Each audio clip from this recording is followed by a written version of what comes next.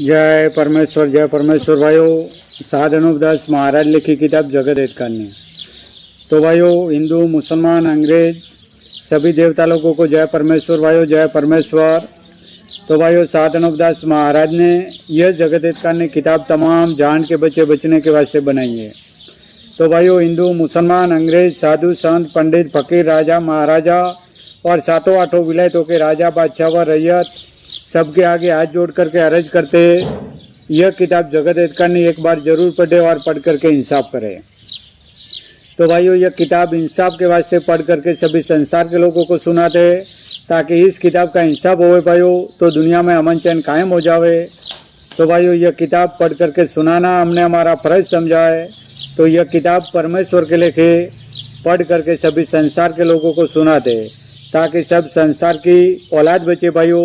इस वास्ते यह किताब पढ़ दे। जय परमेश्वर भाइयों, जय परमेश्वर। वो किताब मुफीद आम मौसूम बो जगत हित करनी अज तस्नीफ साध अनूपदास मूत वतन मुल्क मारवाड़।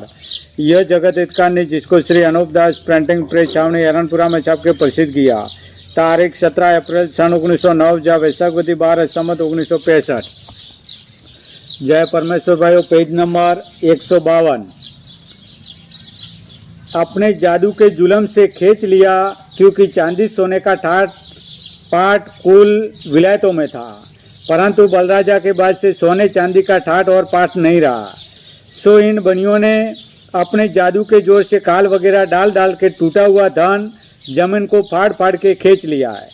और अलावा इसके जो लोगा दिखाऊ धन था, उसको इन्होंने झूठा जाल चलाया और लगा के संसार के लोगों के पास से ले लिया और बहुत सा काल डाल के धन ले लिया। सो यह बनिए बलराजा के बाद से अपना कर्ज 7 पीढ़ियों का निकाल के ले जाते। और जैसा कि पहले सोने चांदी का ठाट और पाट कुल विलायतों में था, वैसा अब नहीं है, क्योंकि विलायतों का धन भी इन बनियों ने जादू के जोर से खींच लिया। जिसका सबूत यह है कि जब जमीन कांपती है, जब यह बनिए धन को अपने राक्षसी पाप के जादू से खींच लेते और लोगों को कुछ का कुछ सुझा देते। परंतु मुझको इन बनियों ने अपने राक्षसी पाप से दुखी किया, जिससे इन बनियों की चोरी मालूम पड़ी है।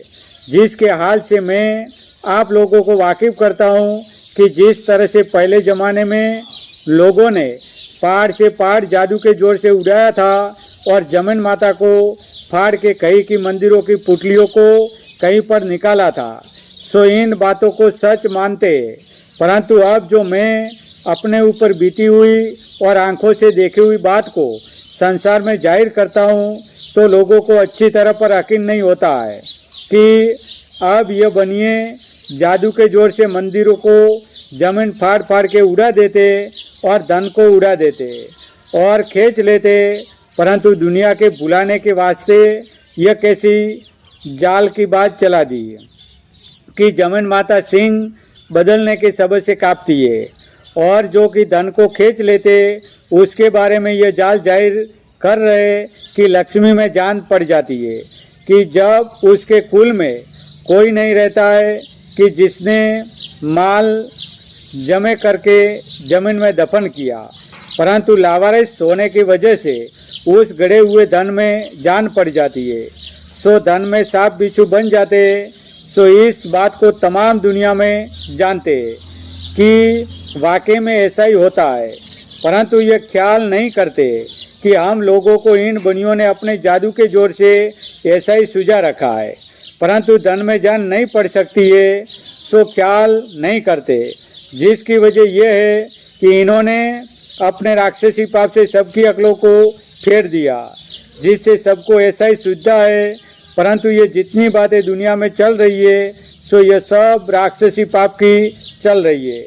और जब कि यह बनिए जमीन माता को फाड़ते हैं, तो जमीन को दुख होता है कि जय परमेश्वर भाइयों, जय परमेश्वर।